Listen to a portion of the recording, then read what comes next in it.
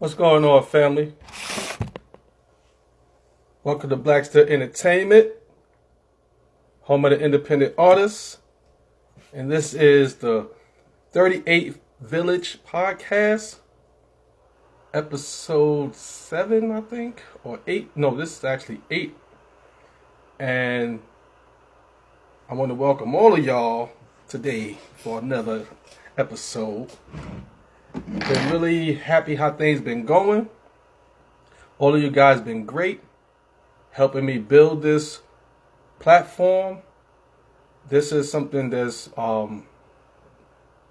very important to me, and I really appreciate all your support.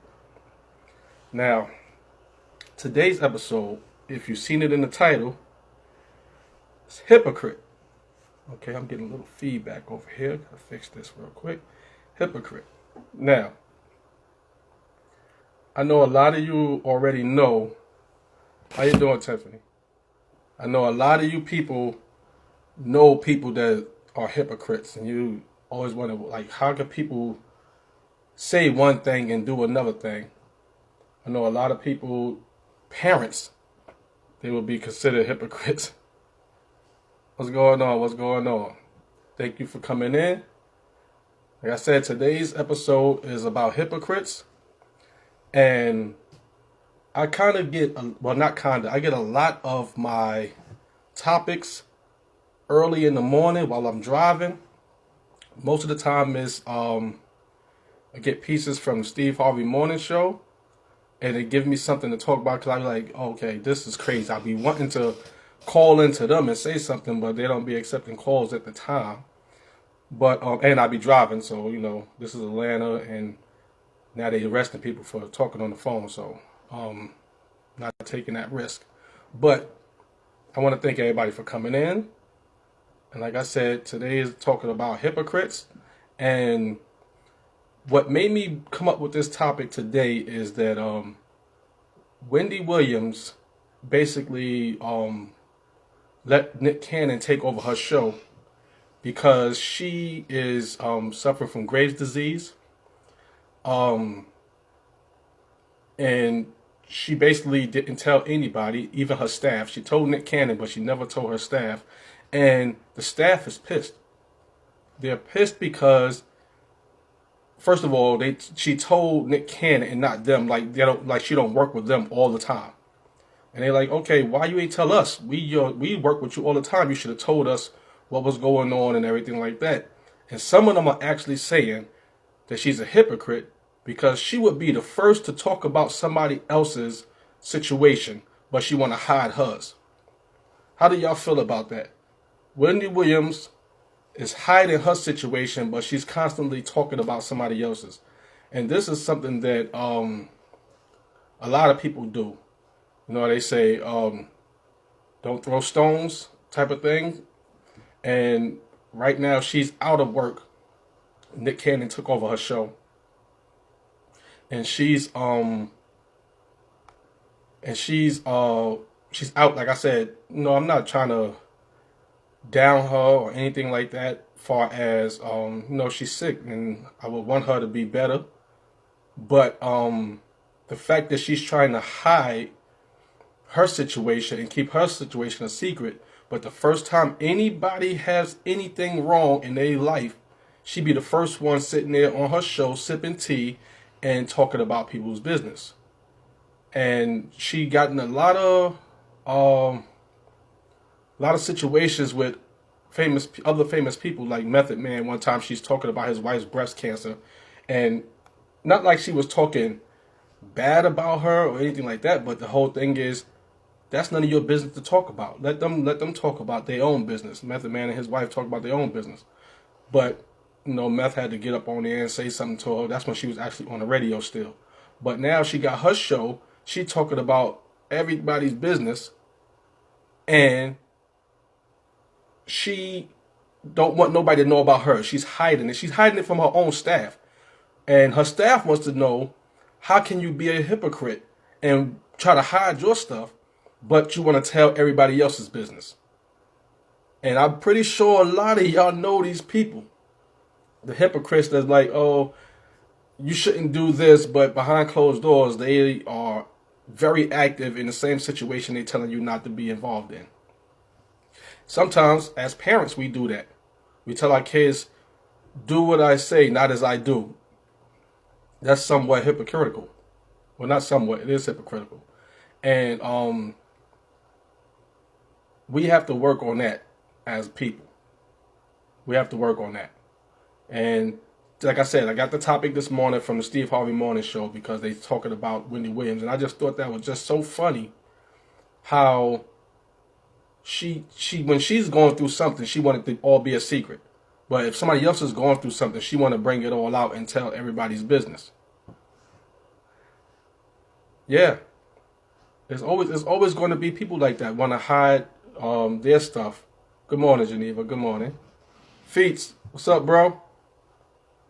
But these people are hilarious to me because you'll be the first one to talk about somebody else's business, even when they are really down. Like Shirley Strawberry said, I think it was Shirley, could have been Carla, but one of the ladies on the Steve Harvey Morning Show said they don't want to kick her while she's down. So they feel like the staff and other people shouldn't do that. But that's what Wendy Williams is famous for. She's famous for kicking people while they down. So why is it okay for her to do it, but when she's down, oh, okay, we shouldn't do that? That's hypocritical all in itself. So it's like, me personally, I don't care. Yes, I don't want her to be sick. I don't wish nothing on nobody. I don't wish no harm on anybody. But people should be able to talk about it. People should know about it. I had to look up what's Graves' disease in the first place. I never ever heard of that until today. And it's anxiety and all this type of stuff. I'm like, maybe that's why she passed out, because she was already going through the Graves' disease before when she fell out on her show. So I don't know what the situation is with that. But my whole thing is, don't be a hypocrite. Don't be a hypocrite. It's like me, my kids start smoking weed as a teenager, and I tell them, yo, you can't be doing that. You can't be doing that. I was smoking at 15. So how can I tell you not to smoke? Yes, I will tell you pros and cons and try to see if that will help you decide if you still want to do it. But how can I tell you not to do it when I did it? Hypocritical. You know what I mean? It's like, it's just crazy. And another story that reminds me of is the Kevin Hart situation. Kevin Hart got caught out there, he was cheating or whatever the case may be, and he know how a lot of stars be, celebrities be like, okay, listen, I know I'm going through this thing, but let me and my family go through this in peace. And Michael Blackson was like, fuck that, this is funny, and he started going in, making jokes on it, and Kevin Hart got mad because they are friends. I'm like, yo, how you gonna do that to me, and we friends, and you throw my business out there, da da da. But like Michael Blackson said, first of all, I didn't throw your business out there. Your business was out there. You did it yourself. You put it out there. And if it was somebody else, you make jokes about people all the time. So what makes it different? We are comedians. This is what we do. So how can you feel a way if this is what we do? And that's how I feel about Wendy Williams. How can you feel a way about people talking about your business, or you try to hide your business when all you do is talk about other people's business? That's what you got famous for, talking about other people's business. Started on the radio, and now you got your own show where you talk about people's business all day, every day. That's your whole show. From beginning to the end, you're talking about somebody's business. And then you pull a person on the show and talk about their business in their face too. So it's like, what's the difference? Why are you so special? And I don't understand how people even feel like they're different from somebody else and things should not happen to them. I don't understand that. Why? If you're doing the same thing, if you're going around slapping people and somebody slap you, how you going to be mad? You can't be. You're doing the same thing. How do y'all feel about that? I know I'm pretty sure y'all know about some people that's hypocritical. Anybody got a story? You ain't got to say no names. I got coffee. I don't have tea. So I'm not like Wendy Williams. But my whole thing is how you could be a hypocrite. And this that I really brought this up to say it's the same when we're raising our children. We really cannot be hypocrites. Yes, we want the best for our children and we're going to do what we got to do for them. And we want them to go the right direction. But at the same time, you can't get on them about things that you did as well. You did the same things. You could get on them, of course. You parents, so you're supposed to try to guide them in the right way and tell them, well, listen, I didn't do right. And this is why this turned out this way. So you need to do this to make things better for you. But I don't think you should be as hard on them. You got to remember that you was once a kid too. You was rebellious at once too. I don't know anybody that haven't, to some point, been rebellious against something that their parents said or did. So we have to let them make mistakes, explain to them what the situation is and why is it important not to do it or to do it, whatever the situation is. But don't be a hypocrite and say, well, you shouldn't do this. You shouldn't do this. I forbid you to do this.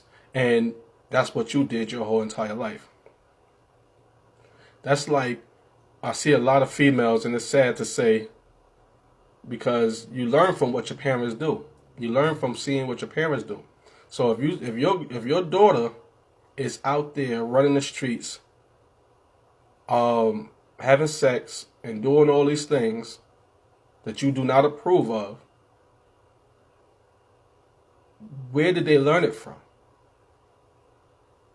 Because I know a lot of females that brought several different men home, not at the same time, but on different occasions, and bringing different men around their kids. And now when their daughter is dealing with different men, several different men, they upset, calling them hoes and all that. Where they got it from? You can't be a hypocrite. You got to know that they learn it. They learn by watching you, first of all. So you got to do something.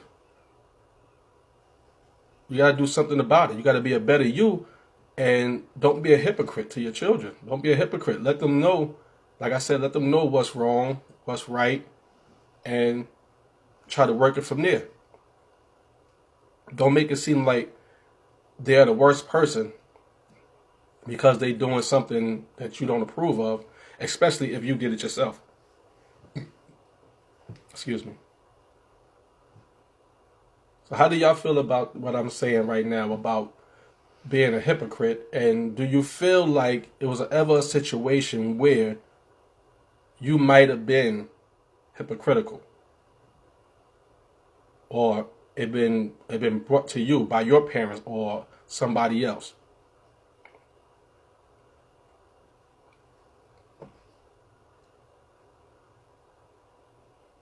I don't think that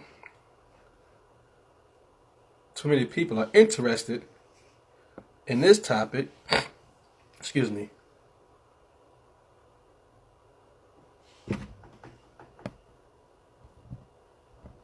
But my whole point is we have to do better when raising our children. Can't be a hypocrite. You gotta watch what you do, because it's not only things that you say. You could be a hypocrite with things that you do. Especially if you're telling your child not to do it and then you're doing it, or it's just being real with yourself.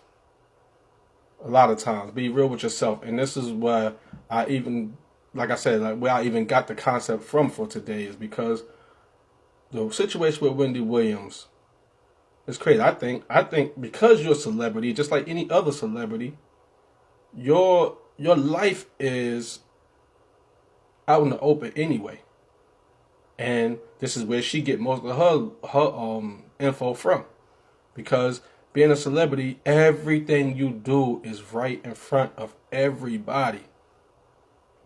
Now, there's some relationships and stuff like that, like Jay-Z and Beyonce, that hardly anybody knows anything about their relationship unless they write a song about it. Nobody don't really know what's going on. Because they, to me, as far as being secretive, they are one of the best relationships that ever did it. Hardly anybody knows what they do. So whatever they say, it don't seem hypocritical because you don't know what they're doing. So if you're good at it, if you're good at hiding, then I guess you wouldn't be labeled as a hypocrite. But for most part, everybody has done it in a way here or there, especially if you're a parent. You got to keep it real with yourself. Especially if you're a parent, you've been a hypocrite at one time. Oh, you can't do that, you shouldn't do that, but all while you was growing up, while you was younger, you did them same things. Don't be a bully. That's like if I tell one of my kids, you shouldn't be a bully. Yes, they shouldn't be a bully, but at the same time, that's somewhat hypocritical because at one point I was a bully. So it's like, how you going to say this? How you going to tell me not to do this? And sometimes your kids rebel because of that. Who are you to tell me this and you was this and this and this? And then you got to either backhand them or just let it go or whatever the case may be. But it been a lot of situations, especially with my oldest son.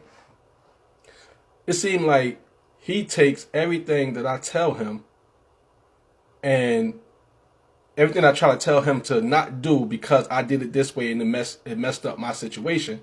It's like he feel like challenge accepted. Now he got to try to do it better, or I don't understand. But some kids rebel, so we gotta be smarter on how we handle those situations.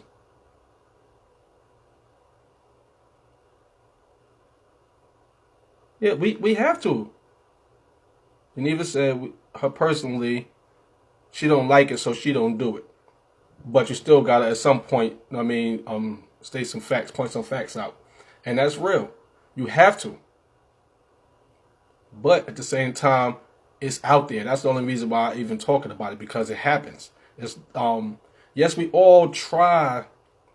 Well, we all should try, because I know some people that don't, but we all should try to be better, do better, and everything like that. We should all try to be better. So you have to tell your kids. Like me, I keep it real with my kids. Sometimes my wife say I be too real with them, but I let them know exactly what the situation is, exactly my results, everything, because this possibly could be your result, and if you want that result, you want it to be, if it's negative or positive, whatever it is, this is a possibility. So you should know what you're getting yourself into, and by pointing out facts. Like Geneva said, like pointing out facts to the kids, you have to. Sometimes it may be considered hypocritical, but it's just like I'm saying, you're just keeping it real with your kids. You're just keeping it real. Like, yo, listen, this is what the situation is. Now it's up to you to do what you're going to do with it. Know what I mean? Because I know, me personally, I don't like it either. I hate when people be saying, "Oh, you go get up my face with that." And that I'm talking from experience when I'm talking about being rebellious. And it's not even like my family, my parents, my mom's. She ain't smoke weed. She ain't hardly do anything. She had her drinks and all that, but there wasn't no weed going on. But that's what I fell into. So if she telling me, "Listen, you shouldn't do this," it's only right. She didn't do it either. She tried it. But that wasn't for her. So that was something when she was younger. But if she would have said, "Oh, you shouldn't even tried it," then that'd have been a little hypocritical. But for the most part, I didn't really have those kind of situations. So I truthfully, I can't I can't relate to being on the receiving end of it from my parents. Now, it would have been funny if, like, my pops would have been like, yo, you shouldn't hang in the streets. Huh? That's all you do. You know what I mean? That's all you did. So it'd be really funny for him to say, yo, you should be doing this, you should be doing that. Like, yo, right now, this is not what I want to hear. And I don't think you're the right person for the job right now. So, next. And that's how most kids are going to be. Because, like, hold up. Are you serious? That's anybody. You at work and your manager is stealing. And this is another experience. I'm working at a video store years ago. And the managers are taking videos home all day. They watch the videos, come home, wrap it again, and sell it to the customers. Now, they doing this in the open. We all know it's happening. Everybody in the store knows it's happening. So a lot of us also took movies home, came back, wrapped it, and sold them to customers. I just took it a little further. I just wasn't bringing them back. You know what I mean? But they had meetings and all this. Oh, we know who doing it, and you shouldn't be doing it. I'm looking at them like, are you serious? Y'all do this all day, every day. But now one of us is shining off of it. Now it's a problem. This is being a hypocrite. You know what I mean? It's like, come on, yo. That's with anything. Oh, do as I say, not as I do type of situation. And it's like that because we parents and like, okay, you don't do what I do. But it's still hypocritical.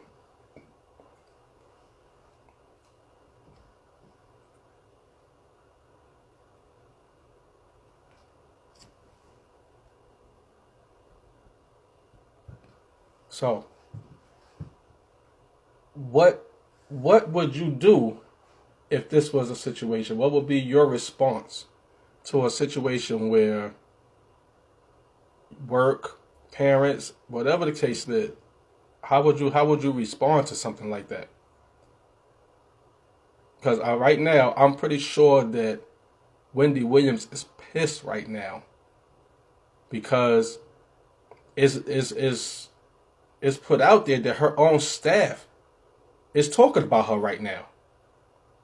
Her own staff is talking about her right now because she's trying to hide stuff that she would normally talk about other people's business.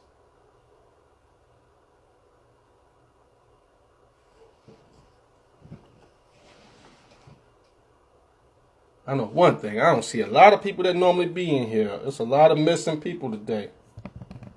A lot of missing people today. I'm putting that on your report card. I just want y'all to know that. I'm putting all that on your report card. All of y'all not at work. I know some of y'all ain't got no job. So, I will be looking for you. I know Neva going to be leaving soon. She got to get ready for work.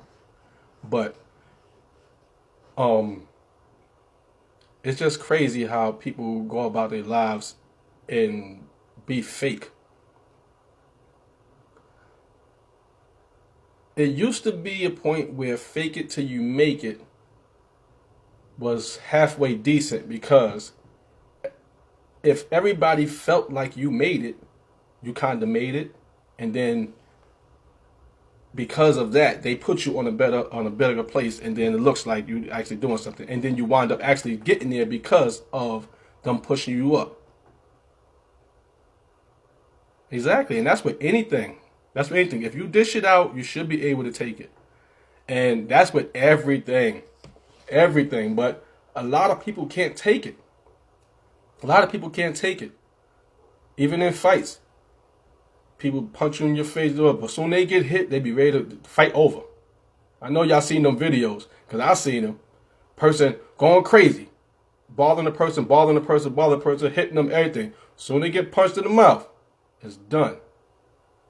But like that's like Mike Tyson said, everybody got a plan until they get punched in the mouth.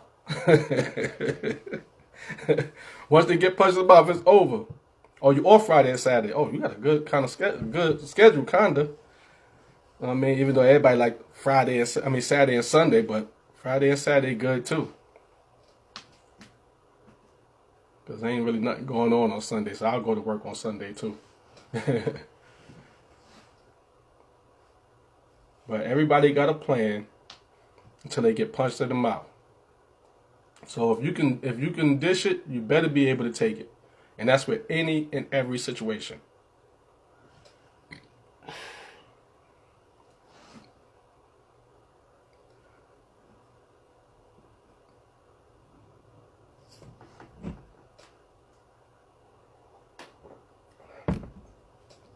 And I know that the topic is about hypocrites.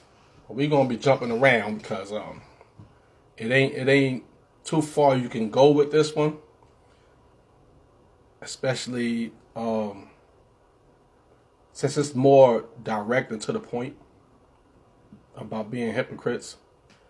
In life, you're always going to deal with them, and it's sad, but it's always going to be people out there that feel like they can do it, but you can't.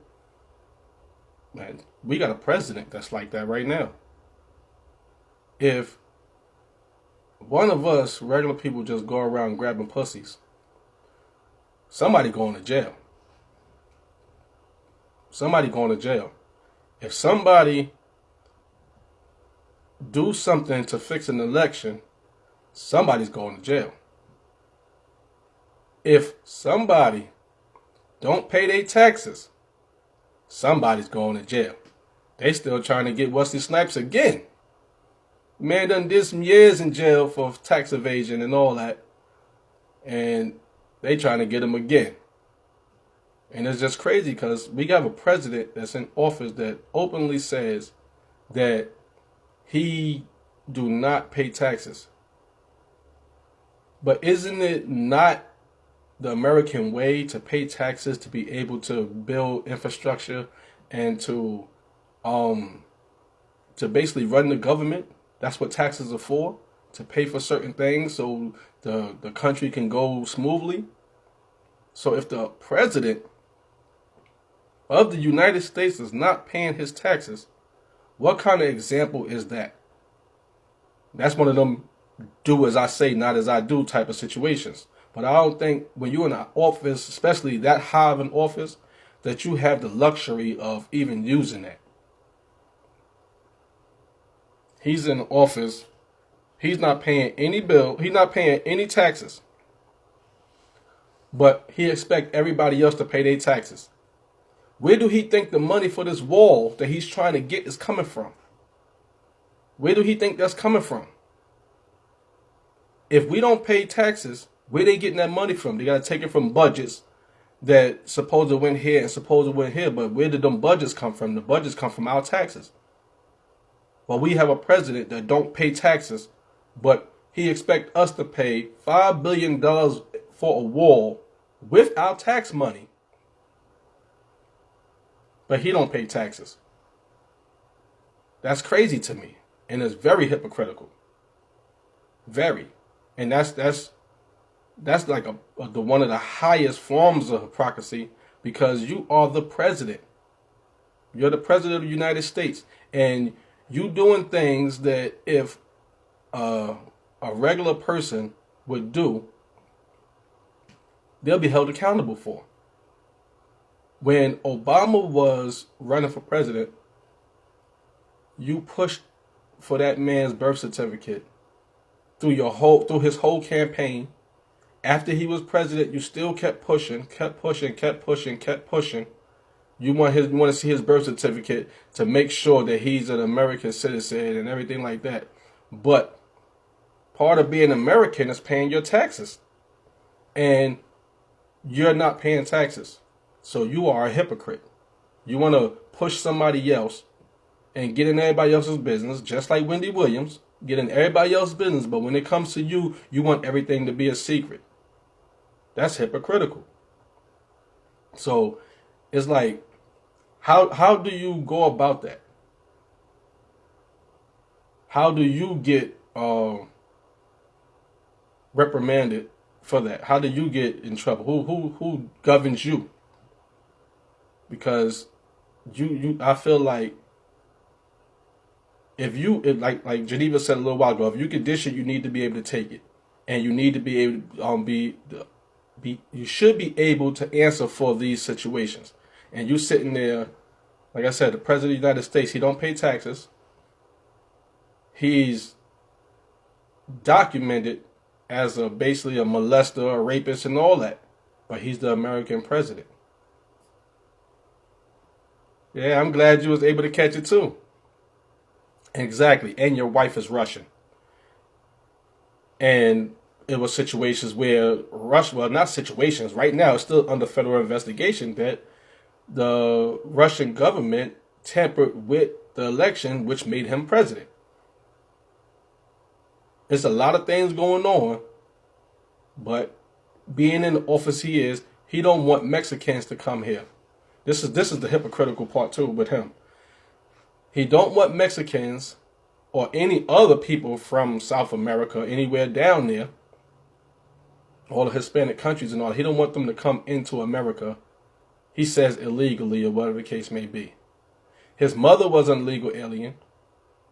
They're not from here. His parents were not from here.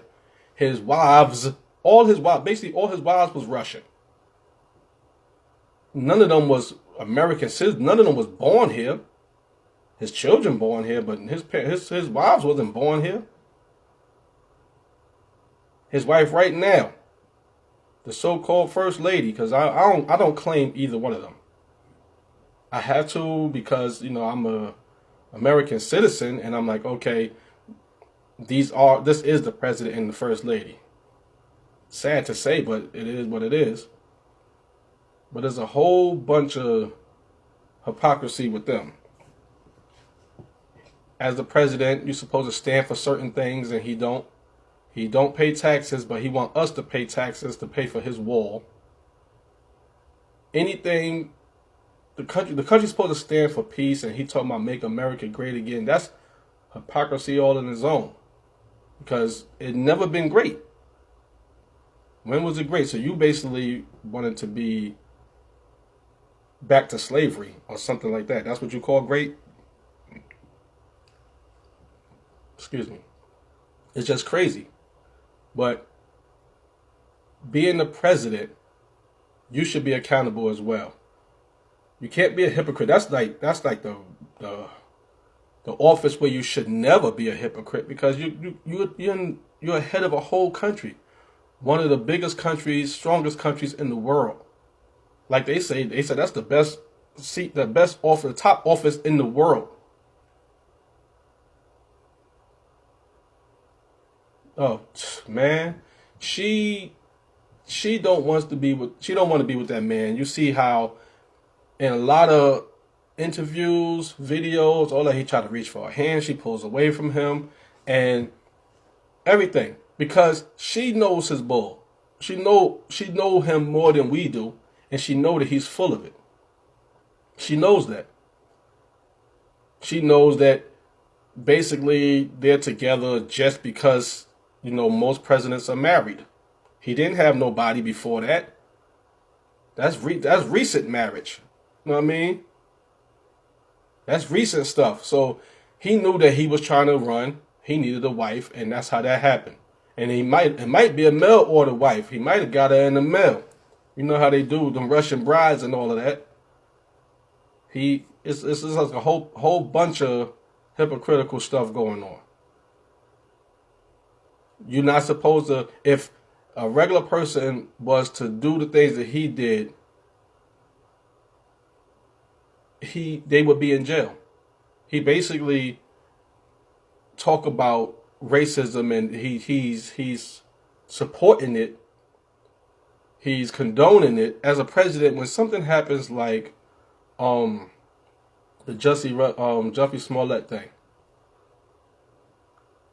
and if it was Obama still in office, he would have went and did not a State of the Union, but did some kind of speech where he talked about how racism should not happen. This man didn't do that. This man didn't even get up there. He never even acknowledged that it happened. And if any of y'all see that video that he did do it, let me know and I'll apologize, because right now I don't see nowhere he came out and said, well, this thing shouldn't happen. We should be more about unity and all this type of stuff. He don't want unity. He want rich being rich and poor being poor. And that is segregation all in its own, because if you really look deep into everything, the majority of the wealthy is not minorities. They would be far under the jail if somebody else did it. Now, I mean, if Obama was in office, he'd have been pushing to try to find these people. Right now, it's been how long? About a week now. It's been about a week or some change now, about a week and a half, somewhere around there, that this situation happened. Truthfully, do y'all hear anything about this in the news? I don't hear nothing else about it. It came and went. It came and went. Now, I've heard things that, like, Jussie actually performed, and he said if he didn't perform that they would win. You know what I mean? So he performed, and on the stage, he was like, yeah, I fought back. I'm the gay Tupac. He funny for that one, but that's the last thing I heard. That's the last thing I heard, and because only reason why we heard that is because it was a little controversial saying he's the gay Tupac. Other than that, we wouldn't have heard anything else about it. But being a hypocrite at that high level is crazy. He's out here saying he grabbing pussies, he's not paying taxes, and basically he do what he want to do. Same things that would put people in jail, he's doing and saying, so what? Throw it in your face.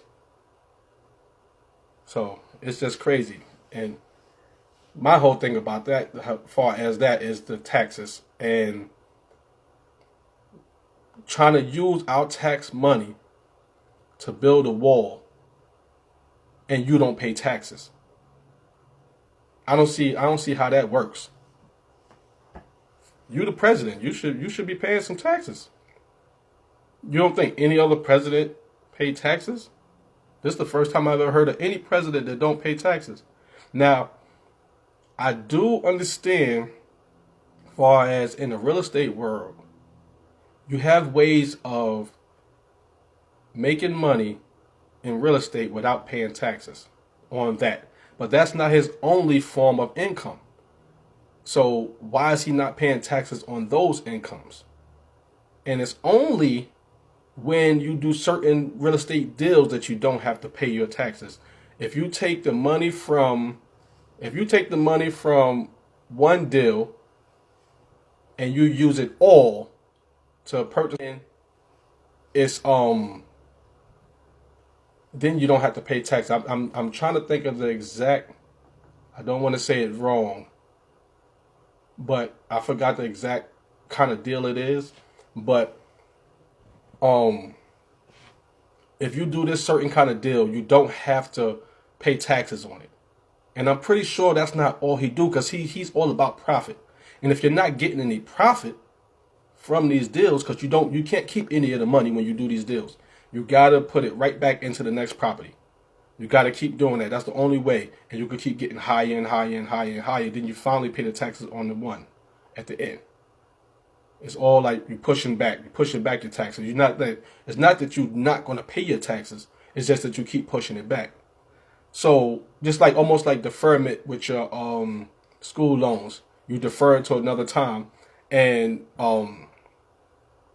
if you continue to go to school, you don't have to pay your taxes until you stop going to school.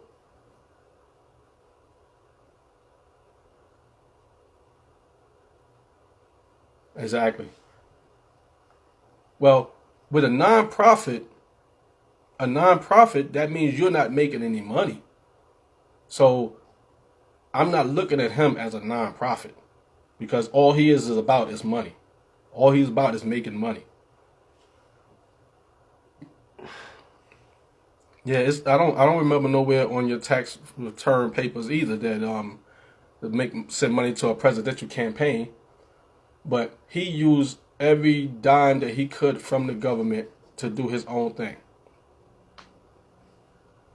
First of all, as a president, he wasn't even staying in the White House. He was in one of his own hotels, locking down a whole floor and using the government tax money to pay for his stay. What is it? What is it that you just saw? Because I'm trying to see what you're talking about over there. Talking about him being a nonprofit or what?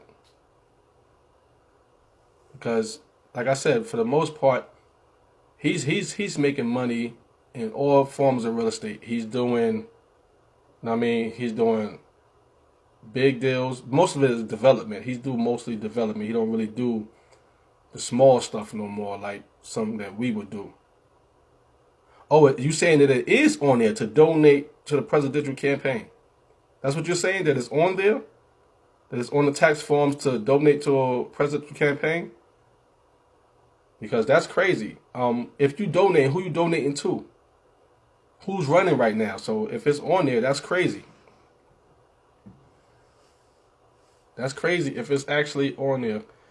So it's on the tax return papers that if you want to donate to a presidential campaign. And like I said, right now, who's running? Who are you donating to? So if you put yes and you put a certain amount, who is it going to? Who is it going to? Or do they ask, are you Democratic or Republican, and it automatically go to that the person that's running? Because please don't never check that for me. I'm never going to check that. And I got to look deeper into paperwork now because I get my taxes done. I don't do my own. So I don't want nobody clicking yes for me because I don't want none of them to get my money. If I want somebody to get my money, I'm going to go to that person and give it to them. Now, if Michelle Obama want to run, she could have my money. She could have my whole income tax check. Let's make it happen. She could have my whole income tax check. That'd be my other baby mama. Now, all jokes aside though, but she could have my whole income tax check like it's child support. Because I know that it's going to be done right. Because like they was making little jokes on the Steve Harvey show, like basically that, actually, sorry, it wasn't the Steve Harvey show. It wasn't the Steve Harvey show. It was another podcast that I watched. They was talking about how Michelle Obama was the one actually running the country. not Obama, not Barack. And to an extent, that actually be the case because the first lady do her own thing too, and they both talk and see what's best for the country and all that. She was doing the nutrition thing and everything like that, and he was doing this, and then they come together and try to build something off of it. So in a way, yes, she was doing a little bit running the country too. But I would love for that to happen, if anything, because I know that he will still have a hand in it. He will still have a hand in running the country. What's up, sis? So both of them together, I think, is a great team, and I think that more things will happen. But with this hypocrite that we have in there right now, do as I say, not as I do type of person, the government is not going well at all. Because he's saying do what I say, not as I do, but he's handpicking who that goes for. He don't want certain people in the country, but he's allowing other people in. Yes, every good man has a strong woman to hold him down, and that goes vice versa.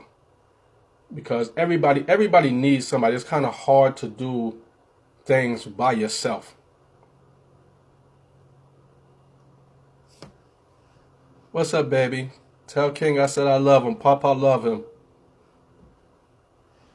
Um, my whole thing, like I said about him being a hypocrite, my main thing, and I'm gonna keep talking about it, is that he don't pay taxes, and we're gonna pay 5 point something million. I think it's $5.6 million in tax money to build a wall, and he don't pay taxes, and then they still gonna go under the wall, over the wall, might even get the chance to go through the doggone wall. It's like, for what? It don't make no sense. He's fighting for all the wrong things, and he's talking about shutting down the government again on the 15th if Congress can't come to a decision. And that's crazy, because people's lives are at stake, and this is why I said that he don't care about nothing but money and the people that's already on top. People's jobs are at stake. These TSA workers wasn't getting paid, and they had to still come to work. And then he gonna try to blame the government for him giving that basketball team, I think it was a basketball team, I don't want to say it wrong, but giving that sports team McDonald's at the White House. I go into the White House, I ain't eating no McDonald's. You better go in there and make something yourself. Come over to the White House to eat no McDonald's.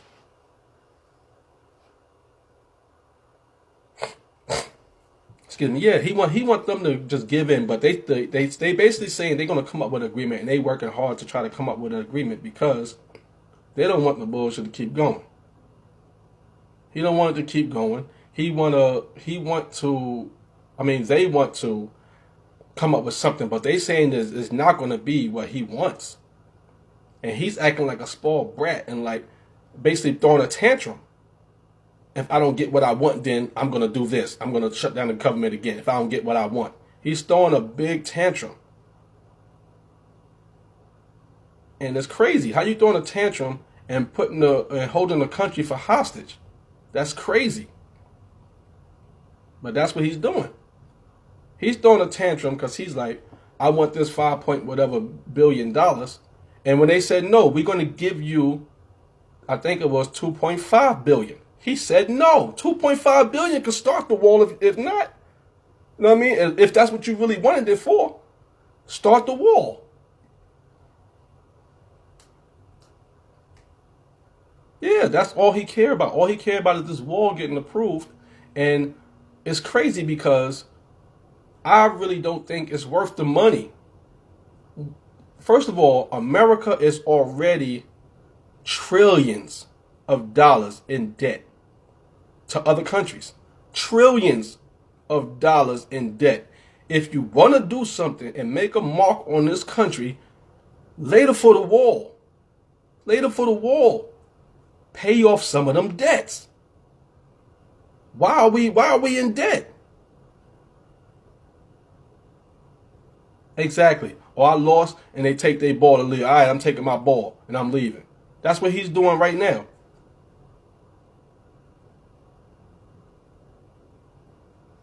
Yeah, more security to guard the wall. First of all, like a lot of people say, if you get, let's just say they do get this wall, $5.6 billion wall. What gonna stop the Mexicans from building stairs on the other side of the wall? That's their country. They can do what they want on that side. Build stairs. What you going to be standing on top of the wall shooting people in it? That's their country. They can do what they want on their side. So what you gonna do? You're gonna be shooting them. What are you gonna do? Good morning. What are you gonna do? How you gonna stop them from doing what they want to do on your side? You build this 5 point something billion wall and then use a $12 ladder to climb over it. How deep are you building the wall underground? There are already thousands of tunnels underground coming into this country. So what sense do that make? The wall is not the thing. Like they said, even the government is saying, other Congress people and everything are saying that most of the drugs come directly through the damn gate. Right through the port of entry where everybody comes through the ports. Right through on the ports. That's where you should have security at. Do more scanning at the ports. Do more scanning at the ports. Stop it from coming in on them ships. Stop that. Stop the trucks that's coming through right through the borderline. Coming straight through. Yes, you can. They doing random checks and all that, you know what I mean? But at the same time, stop some of that stuff. The stuff that's going under and over the wall is important too. But at the same time, it's like, come on. You focusing on all the wrong stuff. We already have Border Patrol going around catching people.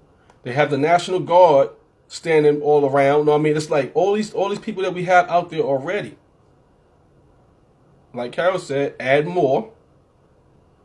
Or, you know what I mean, focus where it's really coming in at. Nobody is climbing over the wall with 32 tons of cocaine. Nobody's doing this.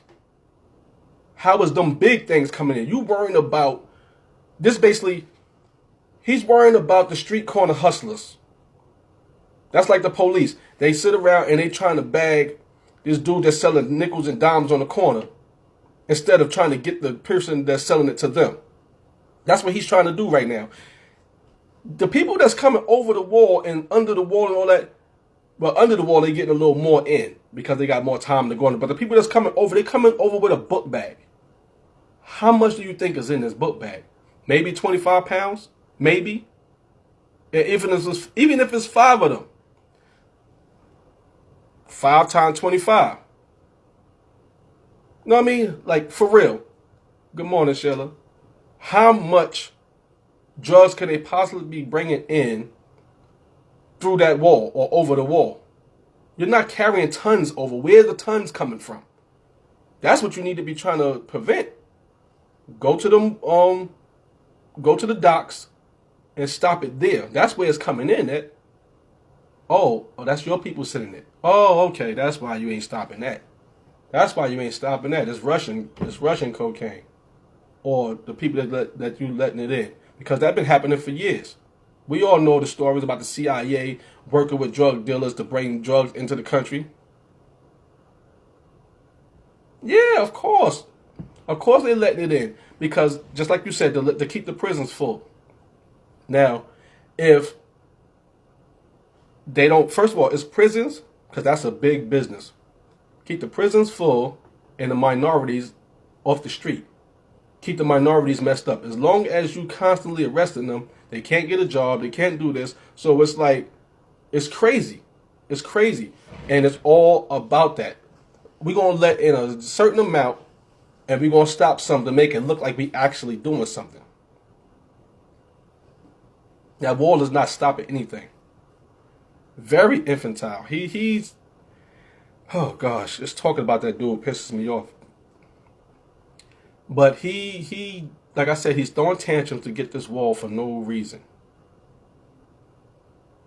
They only, like you said, they only going after the local drug dealers to look good. Now, the reason why, that's like Manuel just said, it's all about trying to, like you said, make it look good and keep the prisons full. Prisons are billion-dollar businesses. That's why Michael Jordan started getting into that private prison system. Because it's billions of dollars. And it's messed up that a black person would go that route because you know what the majority of the people is going to be in there. It's going to be minority. So that's something that I wouldn't get involved in. Yes, I agree with that too. Wall is being built to cover up the money that he already stole. And that's real too, probably. It's so much stuff that wall is a distraction for. I really believe that the only reason why he want the wall is to say, in the history books, that President Donald Trump did this. That's the only reason why he wanted there. Because he want to leave his mark. He came in, he tried to crush Obamacare. He tried to crush all the things that Obama did, and he said that he's trying to get rid of everything that, like, basically erase Obama's name out the book and put his name in it. And that's crazy. That's his whole meaning, his whole reason for being president. He want to stop everything that Obama did. And he got mad because Congress is like, we ain't shutting down that Obamacare. Our kids is on this. Our families are on this. And we love this. We love this Obamacare. And he coming with this Trump, whatever he called it or whatever. And they like, yo, that ain't helping us. Whatever you got in there, we read it. And it's bull. It's not better. It's not better. You didn't make anything better. You actually making things worse. And right now, we're going to feel it because he switched up some things in the taxes. A lot of people are not getting the same amount of money that they got last year for the same amount of time and money that they made last year. You're not getting the same thing back because he put all these things in the tax reform that changed how much money we getting and what credits you can get and all that. He done changed stuff up because he want things to go for the rich people. It's not for us. That wall is not for us. Nothing he do is for us. Nothing. So it's like, what now? Because I really believe they're not going to give him 5 point anything for that wall. Because all I'm hearing from them is border protection, border patrol. That don't sound like wall to me. And that's where they keep saying. I don't hear nothing about actually building a wall. And I don't really feel it's necessary. I really don't feel it's necessary. Build a wall. First of all, how long is it going to take to build a wall on the Mexican border? How long is it only going to be about 3 feet tall? How long is it going to be space in between parts of this wall? How long? So how is it stopping anybody? This wall going to be years of work. When he's out of office, the wall be still being built. That don't make any sense. The wall is not going to be built before he finished his presidency. Because, please people, I know y'all didn't vote for him. But please, the ones who didn't vote at all, please go out and vote next time. Even though they doing some little shady stuff, him and his little Russian friends and all that, because that's under federal investigation right now. Did he tamper with the election? And a lot of people that was in his cabinet are going to jail for it right now. A lot of them are going to jail for it. So it's going up the chain to see who was at the top of all of that. It's going up the chain. A lot of them are being arrested and going to jail for it. So it's some truth to it. So now, what's going to happen? He shouldn't be able to run again. He should actually be impeached before then, because of all the other stuff he's doing and getting involved in and saying and all this. Man, listen, if Obama said half of the things that this man said, somebody would have tried to assassinate him probably. That's how bad this dude be saying stuff, man. And the stuff that he be doing. So it's like, it's just crazy, man. It's just crazy. This whole country is on some hypocritical type situation. It's like things don't work for everybody. Certain things don't work for everybody. Man, listen. We all need our money. Send that bread. Leave these people alone that works for the government. Let them keep their jobs. Let them keep working. Give them a raise after you done took this money from these people. Yeah, it was proven. That's what I'm saying. People are going to jail behind it. That the ballots was tampered with. People are going to jail. And one of the reasons why, and it's sad to say, is that yes, they because I'm going to say they let a black man become president. Because at the end of that, I said, man, they was not looking forward to having a woman as president in a man-dominated situation. All that politics is like male-dominated, and they was not looking forward to a woman being president. So they bashed this lady over emails. Oh, she got emails with this in it. She got emails with that in it. Yes, nobody's perfect. But I ain't never hear her talking about she going around grabbing dicks and basically raping women, raping men and all this type of stuff, or doing all this type of stuff. You know what I mean? This is stuff that he actually got caught on tape saying and doing. Getting caught right now.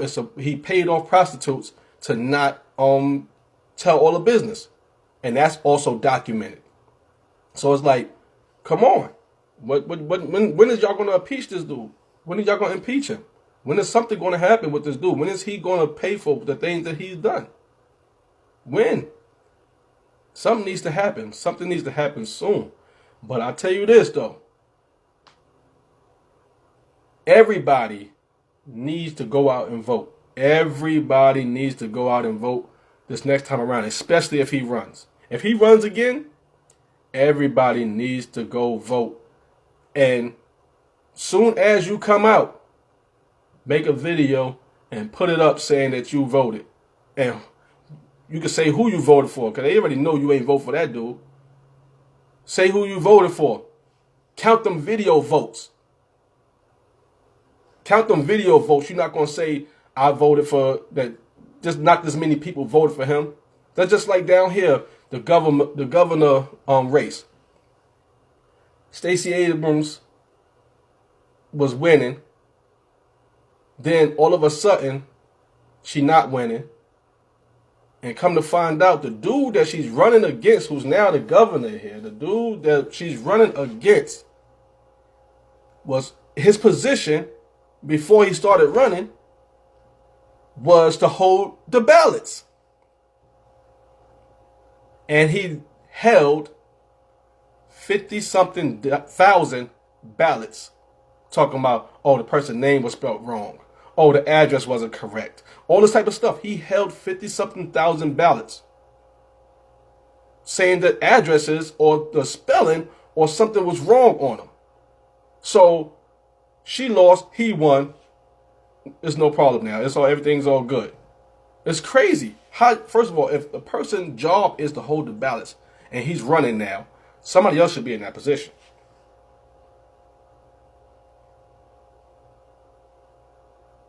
Yeah, everything that the government do is a distraction. The news they put out, everything. Even his dumb ass, Donald Trump says it's fake news. And it's real like that. Everything is to make you feel a certain way, to get a response out of the people, to make them feel like the government is actually needed in the first place. Exactly. And it's not affecting them. And it's sad that people that have money, that's in positions to actually change some things, like you said, it don't affect them, so they don't care. But they need to, because down the line, something going to happen that they're going to need some help. Because think about it. Truthfully, it's going to be a lot of, I know for a fact, a lot of us would die in a situation like this. But if it gets to the point where the government is on some, yo, this is how it's going to be, we going to make America great again, quote unquote, and slavery's back, or whatever they going to try to do, and all this. If we hungry, what they think going to happen? We going to go get that money. We going to get it from somebody, and who going to have it? Them. So something's going to happen. Something's going to happen. And then it'd be a race war, or rich versus a class war, or whatever you want to call it. And it's going to be deaths on both sides. So something got to get better, or it's not going to go well. He's paying everybody. He's like I said about the prostitutes that's coming out of nowhere saying that they was with him relationship. This is while he's supposed to be married. He's having full relationships with prostitutes. And he's still the president. This is all factual. It came out and everything. And then all of a sudden, she's not talking anymore. And then they blame it on one of his cabinet members that supposed to have paid her off. So he's paying this dude to take the fall to go to jail and all that. I don't know how this is going. This is like some mob stuff right here. Paying somebody else to take the fall.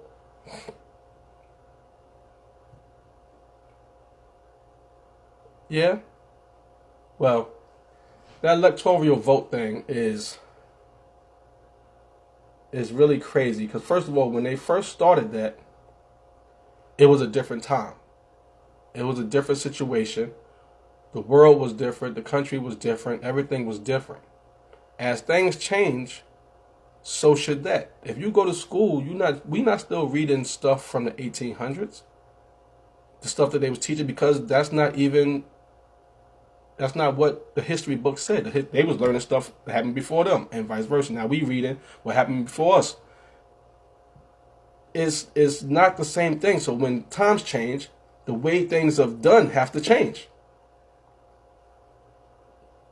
It got to change. People are not cooking the same way. People are not reading the same way. We started out with regular books. Now people on Kindles. Music was on cassettes, 8 tracks, cassettes, CD, MP3. Now it's live streaming. Everything has to change. When it changes, you have to change with it. And that should be the same with them electoral votes. That should be changed. Because if 1 million people was only counted, I'm just throwing numbers out there. I don't know the exact numbers, but if 1 million people voting, and because of the state that they live in is only counted as 10, that don't make no damn sense. That don't make no sense, but that's how that works. Each state only have a certain amount of electoral votes. So if this state is bigger, they got more votes than a smaller state, and all this type of stuff is like, but in that small state, more people voted for a Democrat, just say, than it did in a bigger state, and more than the bigger state did for the Republicans. But still, since that state is bigger, that person, they'd get more electoral votes. That's crazy. Everything has to change with the times. Everything has to change with the times. And so if we really want to be better, we have to change. And with this president, we changing, but not for the better. We changing. The country is definitely changing, but not for the better. It's definitely getting worse. Since he's been in office, first of all, we all knew that it was happening already, that minorities was being attacked, killed, and everything all the time. But how many, since this man been in office, how many been in the forefront and nobody was arrested? Nobody was arrested. Nobody was arrested. And they showing you on video, because that's the best thing about having video, is that everybody got a camera, everybody got this, and they show you them abusing minorities every day. Every day minorities are getting abused. People get pulled over for a traffic light or a traffic signal or something like that and get killed in front of their kids in the car. Nobody goes to jail. Nobody was resisting arrest. Just because I didn't get out the car when you said it, you shoot me? That's crazy. Since this man been in office, so many things been coming out like that, because it starts at the top. If your president is saying it's okay to kill black people, it's okay to go out there and beat up black people, it's okay. If you do it, I'm not gonna get you locked up. So do what you do. It comes down the line. Everybody like, oh, we cool now. So now all the racists, all the closet racists that was out there waiting for a chance are coming out the woodworks now. Calling police on little kids. Oh, this little kid, like the lady in the store, talking about the little kid rubbed on her butt. The camera clearly shows this little kid did not touch this lady. She got him, the little boy, boo-hoo, crying and everything. But she calling police on him, saying that basically she want him arrested because he groped her. The boy was about like 8 or 9 years old. His book bag brushed her butt, and she had a fit. Mind you, she the one who moved to get the book bag to brush her. Other lady calling on people that's having a barbecue. It's like, are y'all serious? So it's like, okay, so now we're not supposed to be in certain places. Like recently, the man was, what happened to this dude? He was arrested on his own front porch because the white people in the neighborhood couldn't believe that he owned the house. Why is that your fucking business? Why is that your business? I could have been coming to see my rich friend if that's the case. I could have been coming to see my friend that lives in this beautiful house. And then I get arrested or the police come and to harass me, and I got to go through all this stuff to prove that I live in this house. Because you don't think a black person could live in this neighborhood. It's crazy. People, I see it all the time. People are getting out of control because the president is not talking up for it. He's not saying, well, this is wrong, y'all shouldn't do it. And the people that's doing it is going to be held to the fullest of extent of the law. He's not saying these things. So nothing's going to change. Nothing's going to change. He's not saying nothing. And it comes from the top. It comes from the top. And he's, like I said, there's a lot of police out here that was waiting for this. There's a lot of these racist people out here that was waiting for this. And those are all the people that sat there and voted for him. Some of them got a rude awakening, though, because they was government workers. They got a rude awakening because he cutting their food stamps, because a lot of them on food stamps. A lot of these people, a lot of white people are on government assistance, and they are upset because they're not getting their assistance. But that's who you voted for. That's who you wanted. He ain't for you either, stupid. He for rich. He's not for anybody that's poor. So just because you white and you sitting in your trailer park and you thought that you was something, because this man is for white people and against blacks, you thought that you had it going. You thought you was right. Now look at you. You just a wigger. You just like us. You just poor as us, and he don't care nothing about you. You got your Confederate flag flying high, and he don't care about you either. He don't care about you either. If you're not rich, he don't care about you. He don't care about you. That's his whole platform. He don't help nobody, and he sat around and you see him going to different cities and stuff trying to kiss black babies and hold black babies. He didn't even hold the kid right. You can tell he probably never even held his own kids. He sure didn't want to hold no black baby. He trying to do all that stuff to look good. He ain't about nothing. But it's just crazy that this is what we got to go through. This is the government that we live under. And if he's still in office for another term, we got to all use the phrase that they always use, God bless America. Because we're going to need all the blessings we can get if that man is in the office for another term. If he don't get his wall, God bless America. Because that man is going to shut down the government again, throw his tantrums. His face going to be redder than what it is. And he's going to try to shut down, well, not try, he's going to shut down the government again. And it's going to be worse this time. It was only, 35 days or something like that? Excuse me. It was 35 days or something like that of the shutdown. It's going to be worse next time because he got to prove a point. Now he really got, oh, y'all thought I was playing, huh? Here we go. And it's going to be crazy. Yeah, he know he's not going to get that wall, so he's trying to do everything else.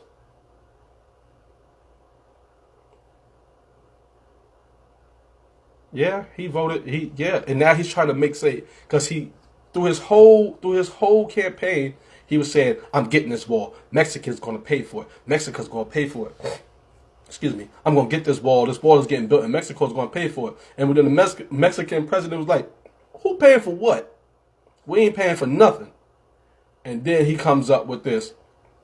This was real funny. He was like, what I said was, we're in an agreement with Mexico where the funds that they're going to be using is what we're going to use to pay the wall. That's not what you said. You said they're going to pay for it. You ain't say nothing about no agreement that y'all was involved in that's going to bring money in that's going to build the wall. That's not what you said. You said they're going to pay for it out of their pocket. He said, that's not what I said. But then I forgot who put it up. I think Steve Harvey and them, because I listened to a lot of Steve Harvey. And they put up there and said his exact words. And it was like, wow, straight conflict of what he's saying now. Straight conflict. So, like I said, hypocrite, hypocrite, hypocrite. Liar, deceiver, manipulator. Because even the Kaepernick thing was a manipulation. Kaepernick got on a knee to say that as black people we are not being supported by our country and stuff like that. He flipped it and said they're against the military. Oh, don't do that, because you know how people feel about the military. So if you throw that in there, good afternoon. If you throw that in there that people are against the military, not only are the military going to be upset, but also the people who support the military, the military family members, all these people are going to be upset. So he tried to flip everything to change the direction of the situation. Now everybody, not everybody, but the people was hating Kaepernick. Instead of focusing on the main reason why he got on his knee in the first place. Nobody's focused on that no more. And he's a master manipulator, and he switched directions of the situation. He switched the whole direction. And this is what he do all the time. Yeah, he's a bully. And that's because that's because he was bullied as a kid. He is a spoiled brat that never had to do anything for himself. His father was in real estate. He had money already. He grew up in money. And y'all know how that be. So when you see these kids grow up in money, they think they could talk to people any kind of way because they had servants since they was a baby.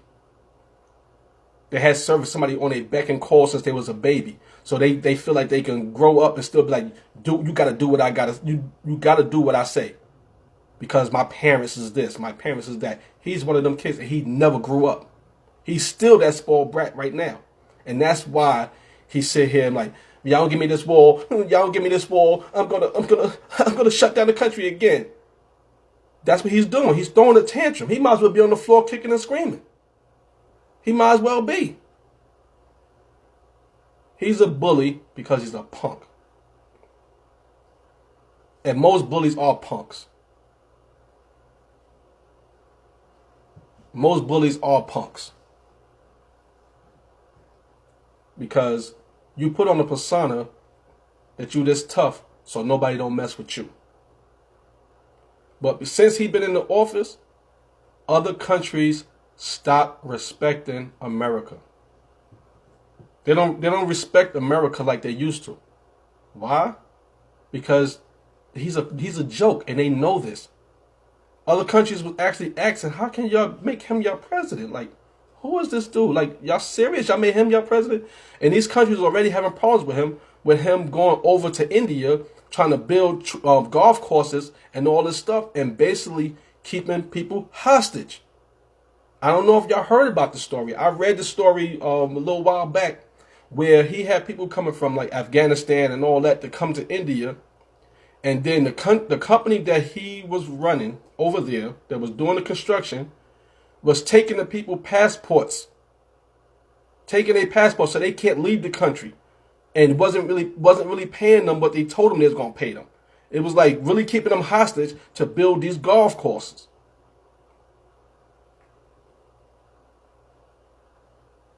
Yeah, it's all about power. That's all it's about. And saying that he did something. He want to say, I did this.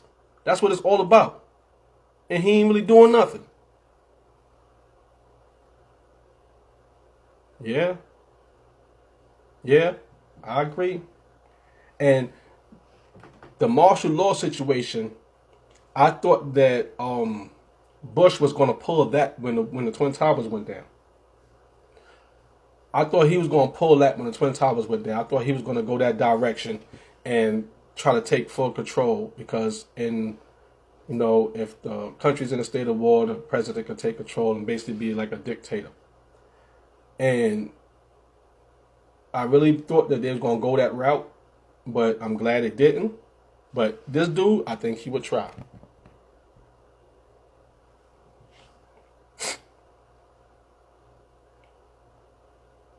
The United States always been a bully. I always say that too, and they stupid. Like most bullies are. They stupid. Because not only do they go in other countries and tell you what you can do in your country. That's crazy. That's like somebody coming to your house and say, yo, listen, you can't sit on that couch. This is my house, yo. You go to these other countries and tell them, you can't do this to these people. We've been doing this to these people for all these years. That's like them coming over here, people from Afghanistan coming over here and saying, y'all can't treat black people like this. It's the same thing. They got their lower class that they treat like garbage.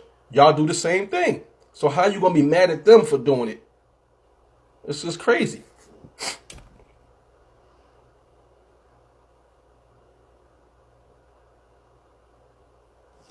No, that's crazy, man. And then, on top of being a bully, and like I said, they stupid too, then they go on national TV, which also is shown in other countries, and say, this is how we are going to attack them. This is what we're going to do. This is our plan. This is our defense system over here. Put it out there so everybody can see it. So, that's how y'all protected your country? Okay, let's do it like this. Now we got to weigh in. Stupid. They talk too much. Talk too much.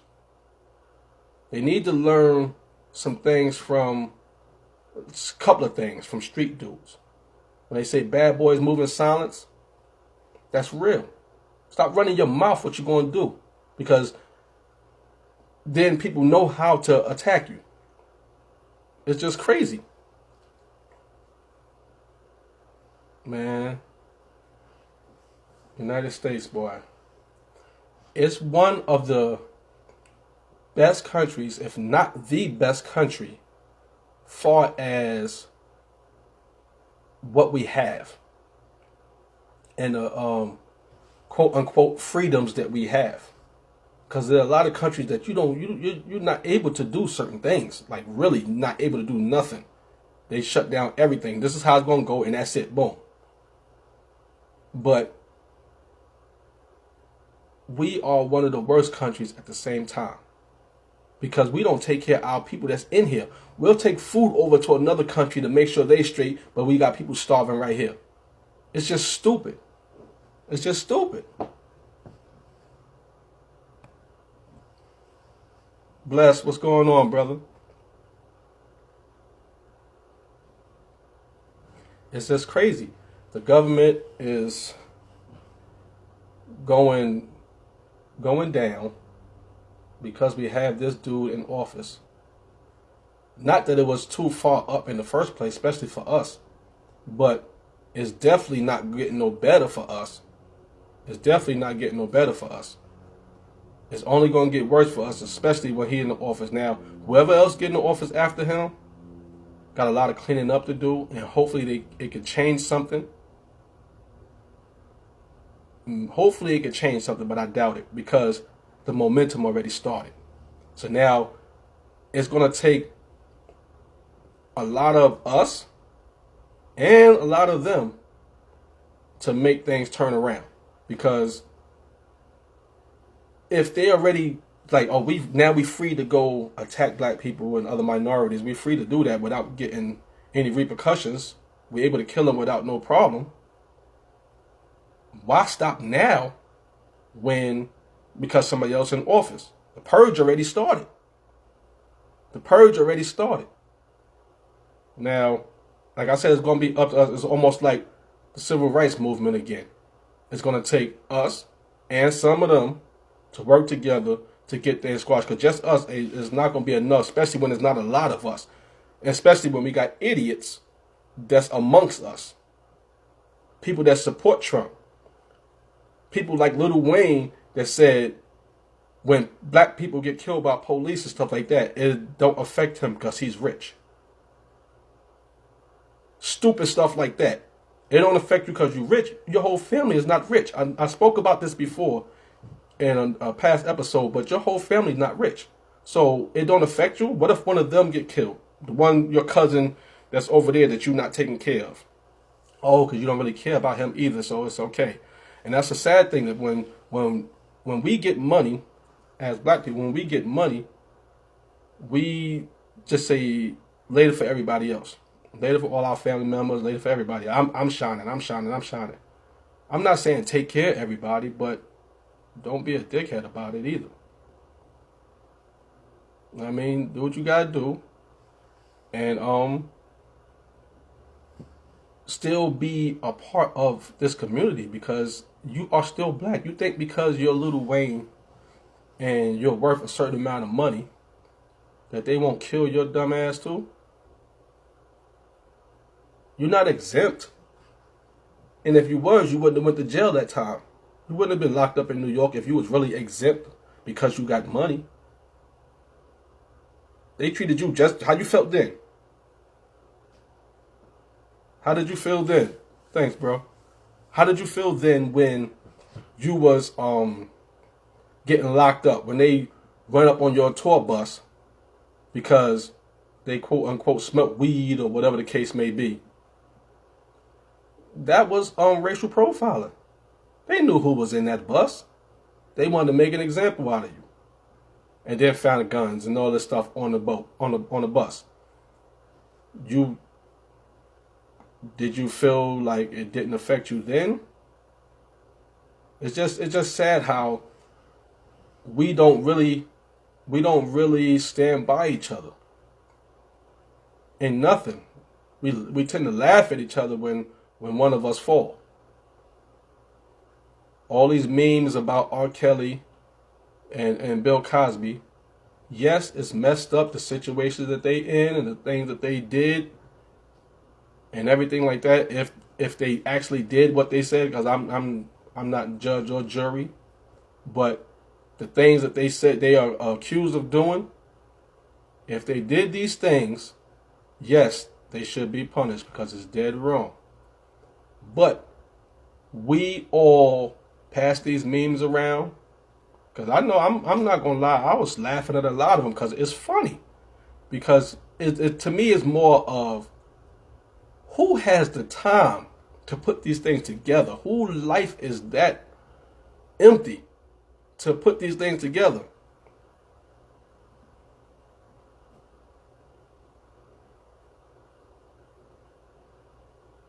Listen, we are all separated mentally, emotionally, and everything. We was taught to be that way. We was forced to be that way. And it never left us. And because we was raised with nothing, a lot of us, when we finally get something, instead of pulling the next one up, they automatically say, I'm better than you. Haha, look at you, you still down there. You just came from there. Like, I'm trying to think of the song, but 21 Savage, like, you're still living in the projects? Like, how? Everybody's not fortunate to get a record deal. Everybody's not fortunate to hit the lotto. Everybody's not fortunate to make this kind of money that they could just jump out the hood. People are still struggling. How long were you in the hood before you finally made it out? Yes, you fought and you got your way out of it, but how long did it take for you to get out?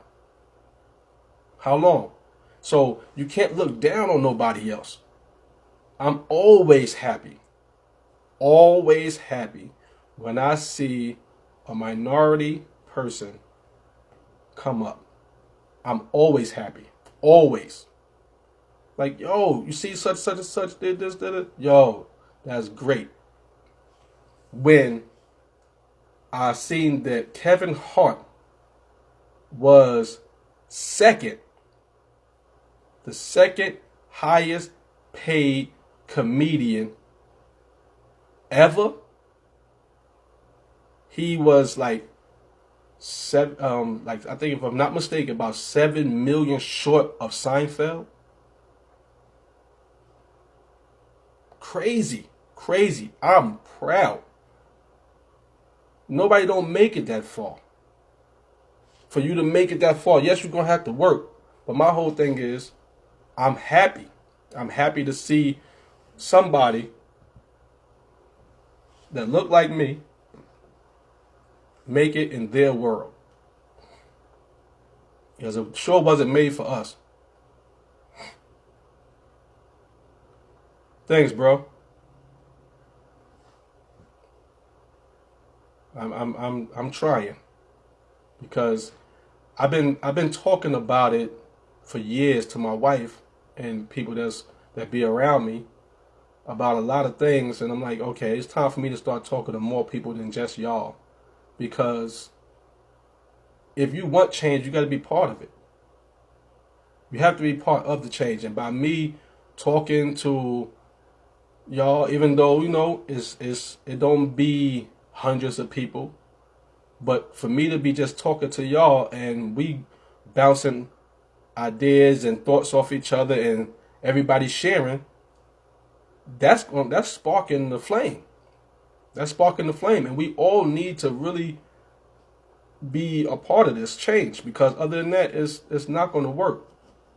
And that's why I started saluting everybody, because we are all soldiers in the same war. We all soldiers. We're on the same side, and we need to start treating each other like that. We need to start treating each other like we are in this together, because we are. It's not. We're not against each other. We shouldn't be. But the sad thing is that that's what happens, man. We're killing each other. For what? For a block that's always going to be there. When you die, it's still going to be there. You know what I mean? Street corner, a weed spot, a hat, sneakers, a car. We killing each other for material things more than anything. You stepped on my shoe. I remember when we was growing up back in the days, don't step on nobody's shoes. Some white Nikes, just got them. You get killed for that. And that's stupid. That's stupid. But it's happening everywhere. It's happening everywhere that we are fighting each other more than they are fighting us. It's just that when they do something to us, we talk about it more. That's all it is. When they do something to us, now all of us ready to come out and fight. Oh no, that's wrong. You shouldn't have did this. They shouldn't have did that. That was dead wrong. You seen that video of this and you seen that video of that. But when your cousin shot the dude around the corner, or your cousin robbed the dude around the corner, or your child shot the dude around the corner or robbed the dude around the corner, you did not get upset. I'm not saying to snitch on them. What I'm saying is, do something about it. Talk to your kid. You cannot say, oh, they doing this, they doing that, and then soon as your child do something, oh no, you want to turn your head. I really hate, I'm not going to lie, I hate it. I know that's a strong word, but I got to use it because it's the truth. I hate when I see people talk about free so-and-so. Free so-and-so. Oh, they free this person, free that person. They shouldn't be locked up. All that. The person killed somebody. What do you mean free them? What do you mean free them? Because they're your family member? Oh, it's okay? Nah, it's not okay. It's not okay. Freedom. Or my son, oh my God, I can't believe they killed my son. Your son done robbed everybody in the neighborhood, shot a few of them, beats up his girlfriend every day. And you know this. And you know this. But soon something happened to him. Now it's, oh my God, my child.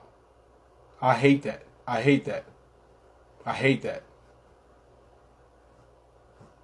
That's some hypocritical shit. I really hate that. Now you walking around with the t-shirts on, free this person, free that person, or rest in peace this person, rest in peace that person. But you was not caring when he was bringing home money, that he robbed somebody and brought home money to you and paid your bills and all that. I could not come in the house with something that my mom's didn't pay for. I couldn't come in the house with something she ain't paid for. Even when I got older and was doing my own stuff and doing my dirt and all that, I was even old enough, damn near grown, I was hiding stuff. I was hiding stuff because I'm like, yo, my mom's ain't having that. She ain't having me come in the house with no new pair of sneakers that she don't know exactly where it came from. Where did you get money to buy those sneakers? I was never like a Jordans and all that high price stuff. I was never that dude. I'm coming in there with $40 sneakers, and she's like, "Where you get that from?" $40. I could have found that on the street. That ain't no real money. But she was not having that. She was not having that. Listen, if you ain't get it from the foot doctor, what you doing wearing that? Because I had the foot doctor shoes. I'm gonna keep it real. The foot doctor shoes, boy, they helped out a lot. You know what I mean, keep them feet straight. But and that extra Chinese food they give you till you get the ticket, you go get a Chinese food across the street. You gotta, you know what I mean? And I guess that type of stuff right there too had me not really into all the high price stuff. You know what I mean? So I was never that dude. So I never really had the problems with all that. Somebody stepping on my shoes, because I ain't feel it anyway because it was steel toes. You know what I mean? So it's just crazy that stuff like that got people killed. The 8-ball jackets, all this type of stuff was like, it's crazy.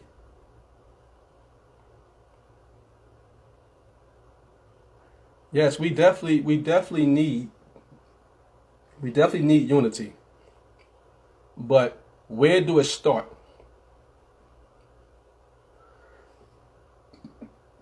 Excuse me, where do it start? And this is why I do what I do.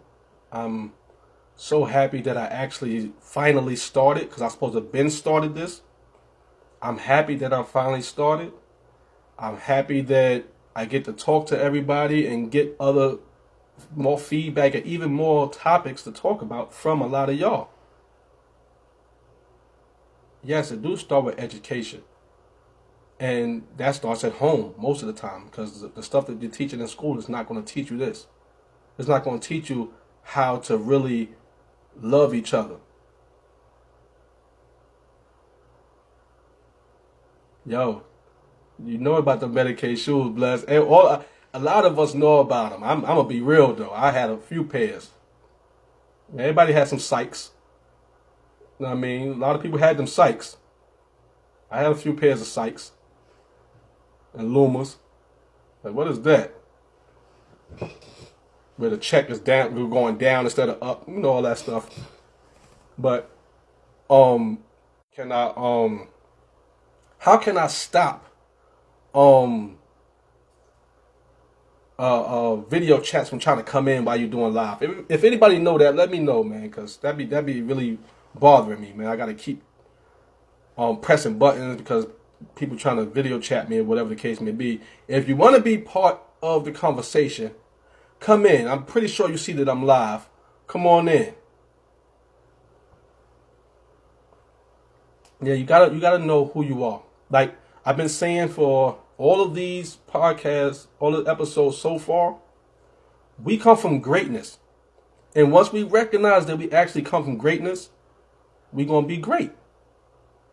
But we have to recognize that. We gotta recognize that who we are is not what they say we are. They've been calling Native Americans savages since they came over here. But the only savagery that was going on is how they slaughtered all of them. They talking about Thanksgiving. Thanksgiving, they gave. That's what Thanksgiving come from. The Indians bringing food to them. And then they killed them all. So who's the savage? And right now they talk about how we all thugs and we this, because that's the first thing they say. Thug was killed trying to do this, or thug was doing this. White person do the same crime. Oh, the young teen, this and that. Anytime one of us get arrested, the thug.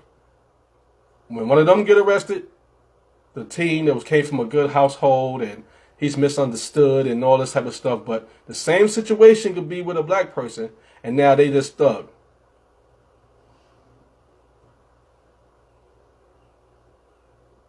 No, it wasn't you this time, baby.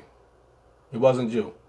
As Blaze keep trying to come in here. Blaze, if you listening, come on in. Stop all that. You see me.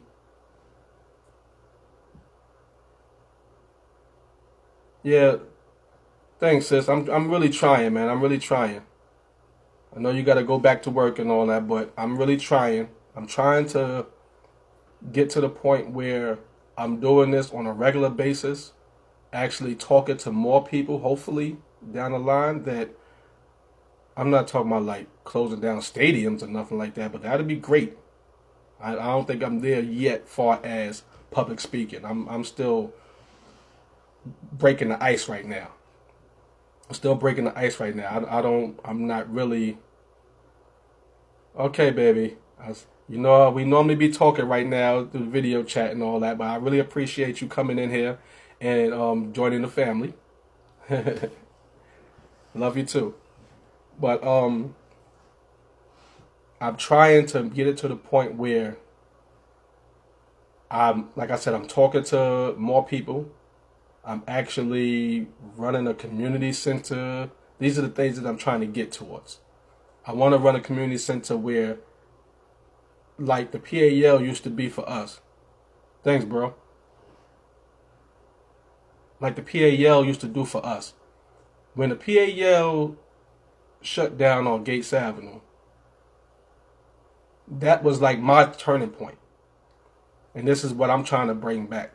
That was my turning point. When they closed the PAL on Gates Avenue, that's when I started being in the streets, because I had nowhere else to go. That's when I started doing stuff. You know what I mean? Because before that, I was at the PAL doing arts and crafts. I'm making jewelry boxes out of ice cream sticks and all that. You know what I mean? Painting and everything. We used to do all of that. And that's what I'm trying to do. I'm trying to bring the arts back. I'm trying to get into where I'm helping kids be better by painting. Learn some other stuff other than being out there selling drugs and hanging with the dealers and joining gangs and all that. I really wish I could prevent a lot of that. I want to bring back the PAL kind of feel. I'm trying to bring that back. Because then it moved to 44, PS 44 on Monroe. But it wasn't the same. It wasn't the same. Then they brought it back on Gates, which that was way off. They changed everything, and it was just a glorified daycare. It was more of a glorified daycare. So my thing is to try to bring that kind of love back. Because, like I said, when the PAL got closed, that's when I was more in the streets. Because we didn't have nothing else to do.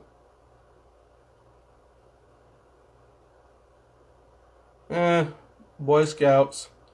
Yeah, that's something else that you get into. But I don't know much about it. I don't know much about the Boy Scouts. And that's stupid to me that girls could be Boy Scouts.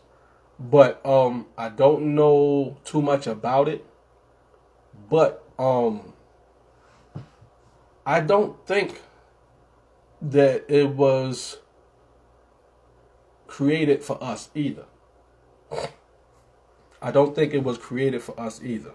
And that's why I don't really like push that. type of situation, but I feel that the things that they do far as learning survival skills are great for anybody.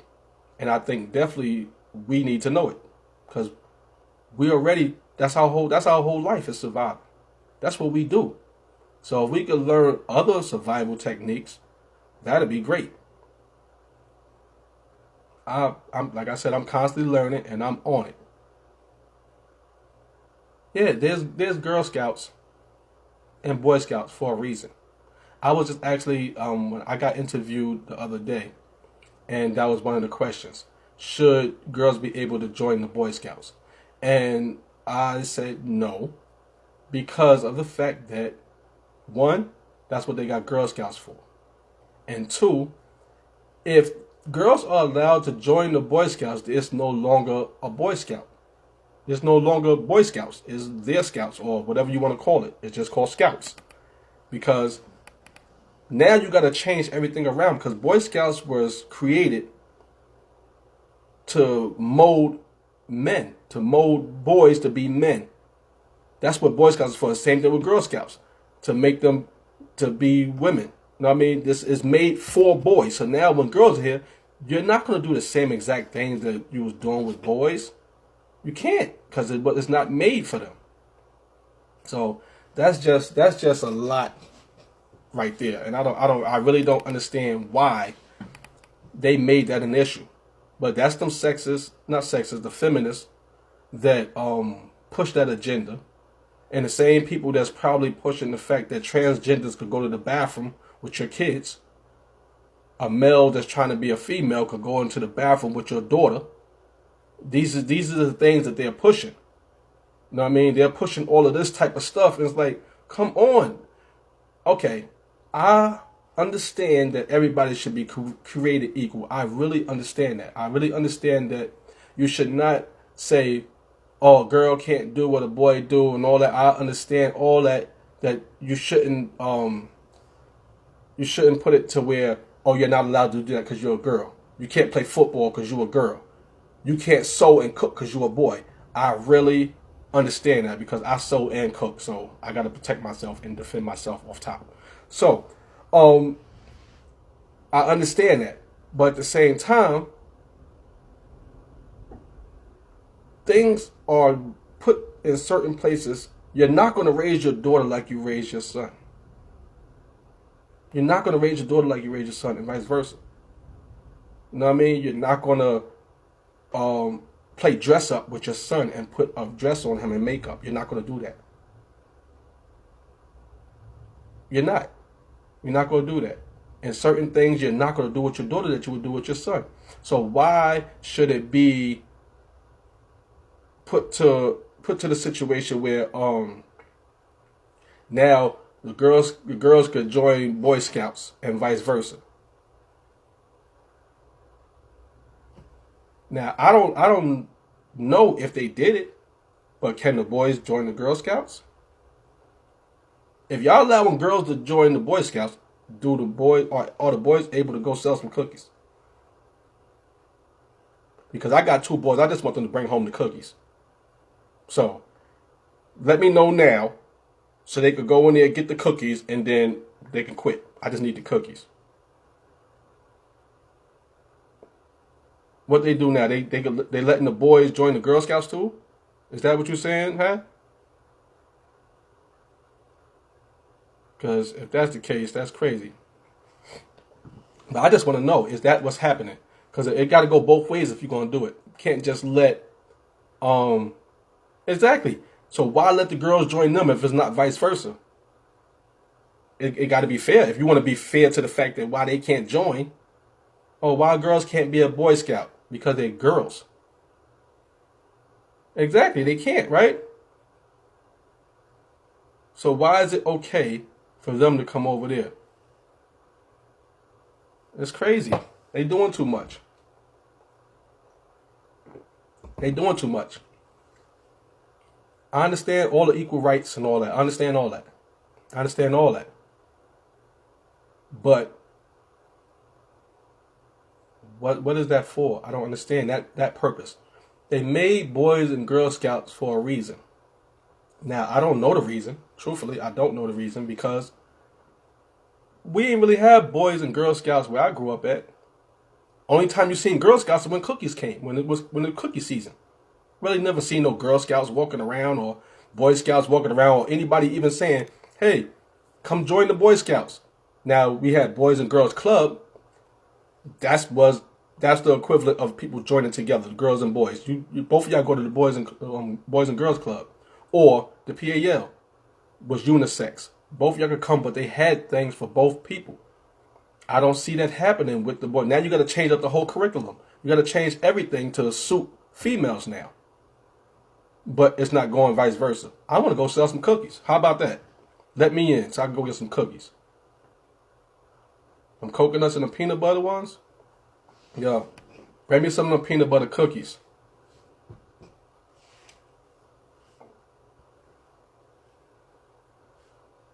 Yeah.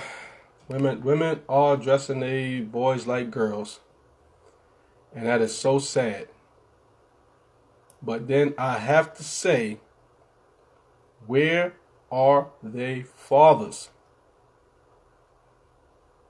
You're not dressing my little boy. I don't care if he even if he feels like he's a girl. He's 5. Don't put my boy in no damn leggings and all that. And that goes back to something I said in another episode. Stop being friends with your kids. Because I'm not saying don't respect their feelings and their thoughts and all that, but I'm saying is, who's the parent? Because the kids say they want to put on a dress, you put a dress on. Now, I've seen kids come to school with costumes on and all that, said this is what they wanted to wear to school. Are you the parent or is they the parent? The courts keep some fathers away and some fathers keep fathers away. They allow the chick to dictate the terms. If I'm not able to see my kid, I'm taking you to court. And if they say I can't have him, whatever, but y'all still want me to pay child support. And a lot of that happens. I agree. A lot of that happens. But you can't give up and just let it keep happening. You got to fight. You got to fight. And a lot of that stuff be going on because of, again, what I talked about before, is the public assistance situation. If they are getting this money from public assistance, they want the father to pay that back. And then you can't be in the household because then if you are in the household, they can't get the assistance. It's like really a whole messed up thing with this system.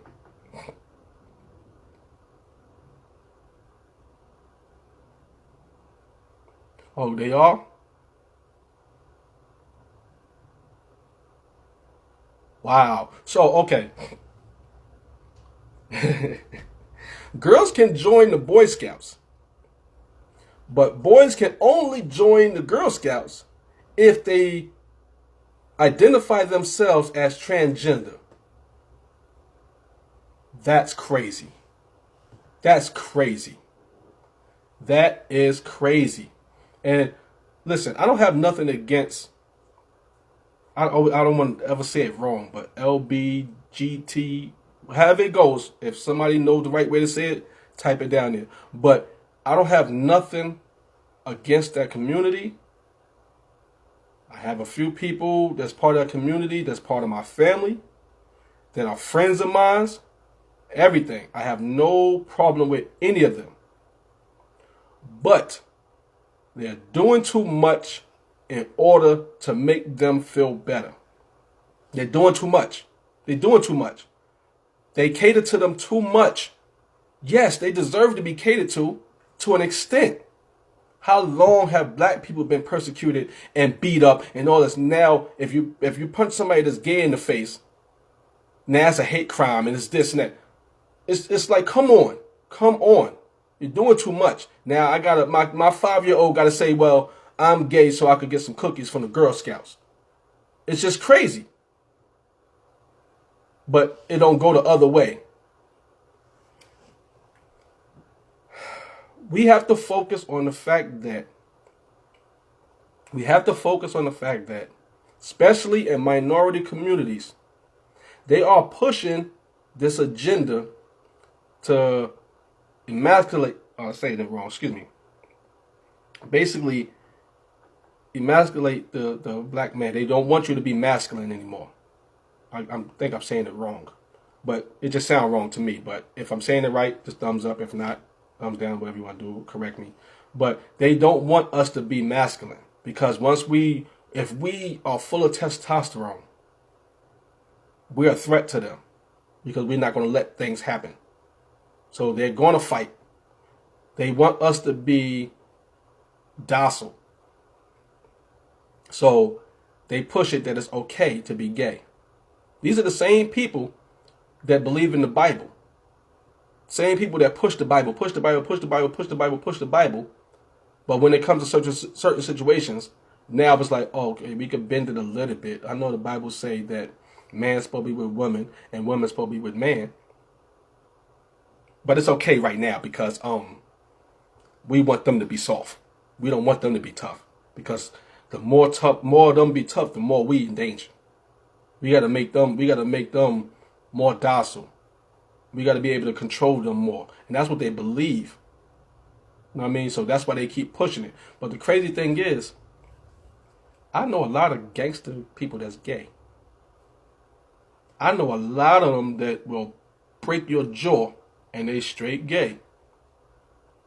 So they are failing at it and they winning at the same time. Because if you're gay, you can't make kids.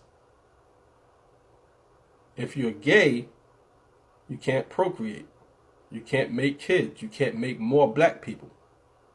If you're gay, if two men can't make a child, two women can't make a child. So if you constantly pushing this in our communities that, hey, gay is the way, then who's making babies? Who's making babies? Where's the next generation of us? Where are we? It's thinning out. It's thinning out and thinning it out. Probably 20 years from now, it's not going to be that many black people left. Right now, we the dominant race over here. They don't want you to know that, but we the dominant race right now. So if we stop making babies, and that's another reason why they push the public assistance thing and all that, because now you're single, keep the men out your life. Basically try to keep men out your life so you don't make no kids and be dependent on them. Anything to control the black population, they're going to push it. Now, if we accept it, that's on us. That's on us. Like I said, I don't have nothing.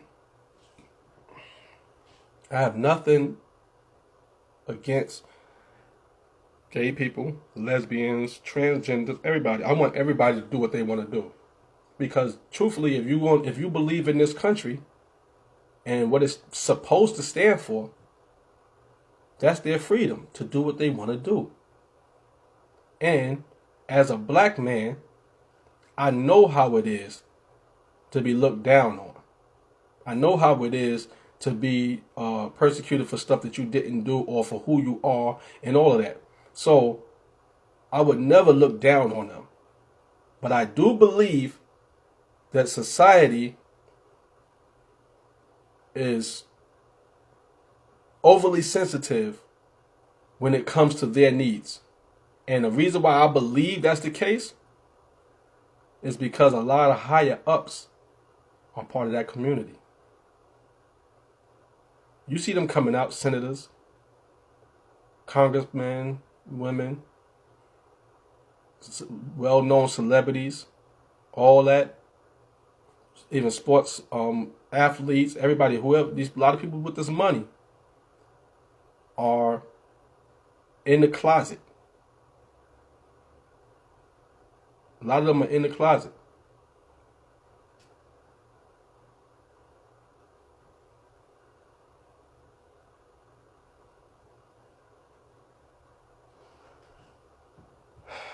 This is part of what I was just saying, though. You're saying that black women stop helping us. That's all part of the program. That's all part of the program. The program is to stop making black babies. Get them locked up. Make the black woman feel that she really don't need him. Make it easier for them to get jobs over the black man. So the black man can't take care of his family, and then now it's okay to look down on him because I'm an independent woman. So-called say, I'm an independent woman. I don't need a man. And they keep pushing that agenda too. I don't need a man. I don't need a man. I don't need a man. Because I make my own money. But at the same time, they keep beating down the black man so that he can never be her equal anymore. You know what I mean? Beat her down so now he's not even an equal no more. Or even like the Bible say and everything else say, the head of the household. If you make him beneath her, she has no respect for him anymore. And that's what they're doing. They tearing us down and building them up. So now it's like, I don't need this dude. And he ain't never gonna be shit because he this and that. They don't let us get jobs. Who they giving the jobs to?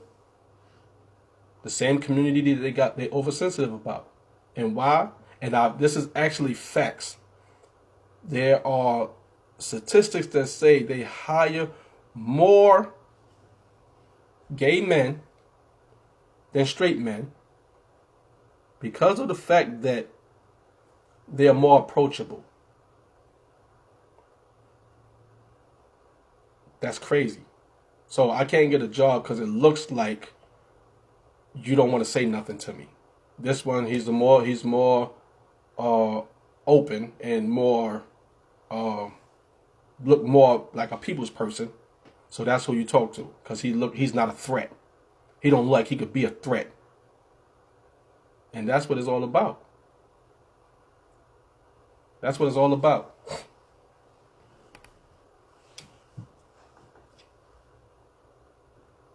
So it's really up to us to look out for each other.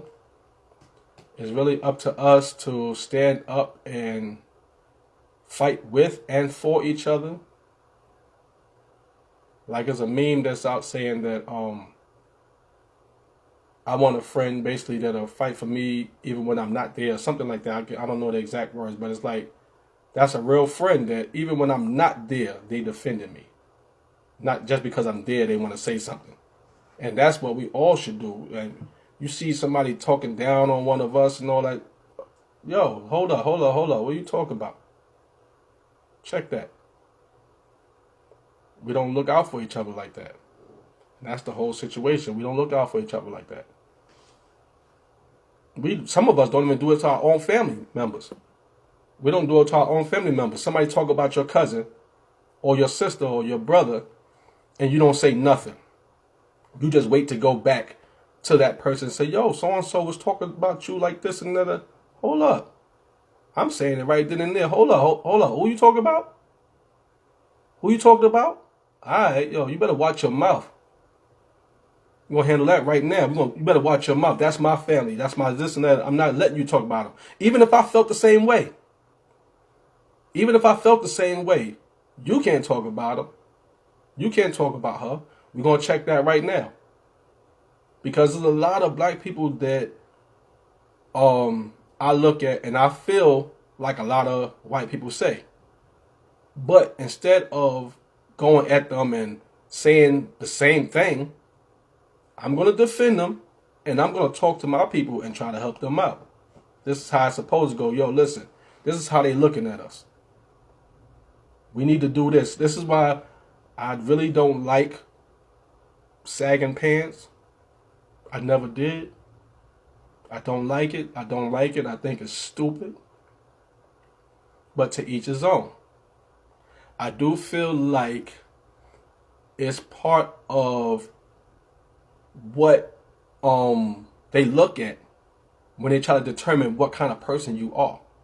So if your pants hanging off your ass, they're going to look at you and be like, look at him, he's stupid. He's this, he's that, he's a thug, he's that. And I don't agree with it because I know a lot of smart people that got their pants hanging off their butt just as a fashion statement. But they are some of the most brilliant people that you can know. And they're smart and they're loving and they're giving. But it's a fashion statement. But that's not what they're looking at.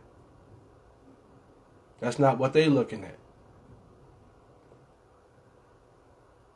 If you wear a certain uniform, that's what people are going to assume you are. Not saying that a person in a three-piece suit and a briefcase won't get killed by a police officer, but it's less likely. And that's just my point on that. So I feel that it's going to take a lot of us to help it grow, a lot of us to do better. Like I said, I never liked the hanging on, the sagging pants. I do love hoodies. So, they'll still be looking at me for that, for wearing a hoodie. But I never do the sagging pants. I never do none of that type of stuff. So, hopefully, that would deter a police officer from looking at me like a thug, like they say we are, and look at me more of a human being, which I don't put nothing past what people would do, because it's happening to all of us. And I don't think that it would be anytime soon that they actually look at us different until we look at each other different.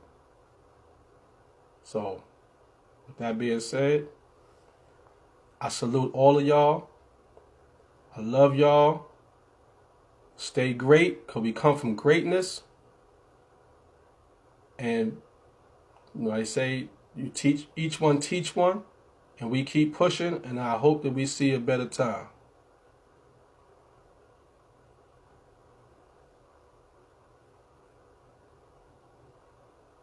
Hey, hopefully, we can hope. That's all we got right now, until we all become part of the change and make them things happen.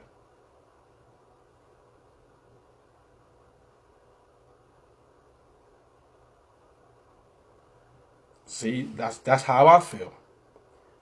A white person that was born and raised in Jamaica, Haiti, or Africa is a Jamaican, is a Haitian, is an African.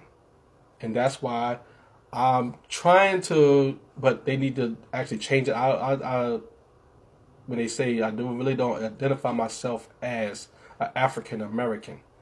I sign it on the paper because that's what they say. Check this box if you this and you that, because that's what it is. But I'm born in here. I'm an American. Period. That just happened to be black. Peace, y'all.